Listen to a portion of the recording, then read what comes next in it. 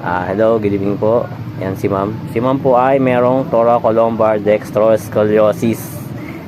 Yon, meaning somewhere dito sa gitna ng lumbar spine niya. Ayan, oh. Makikita niyo yung diretso yan. Ito yun, ayun, diretso yan. Yung umbok. Pero pagdating dito, kumanan siya. Ayun, oh. Gumanon siya. Gumilid, ayun, oh. Gumilid siya. Kitang-kita na, oh. Yung hukay, gumilid mismo, yun, yung shade. Yun, thoracolumbar dextroscoliosis.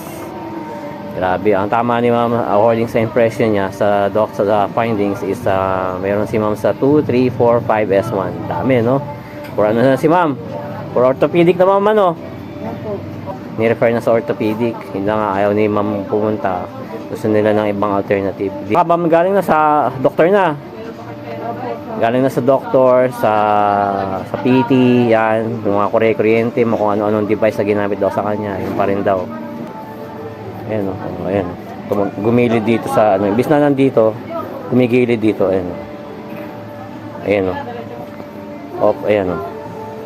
Dapat nandito yan, sa gitna, eh. Pero hindi, eh. Ayan, oh. Gumilid pag ganun, ayan. Tapos sabay, diretso na naman sa baba. Kaya nakakaramdam si ma'am ng numbness sa paa. Dito, pain still exists. So, pumunta sa atin si ma'am. Yan. I-straight natin yung kanyang spine. Ayan, oh. Umilit pag ganun. Ayan. Tapos sabay, diretso na naman sa baba. Today is our third session. Spine.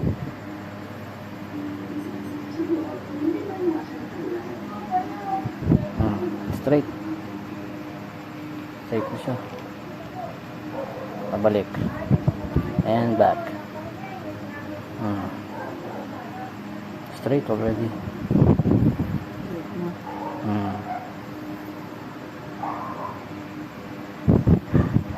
Straight.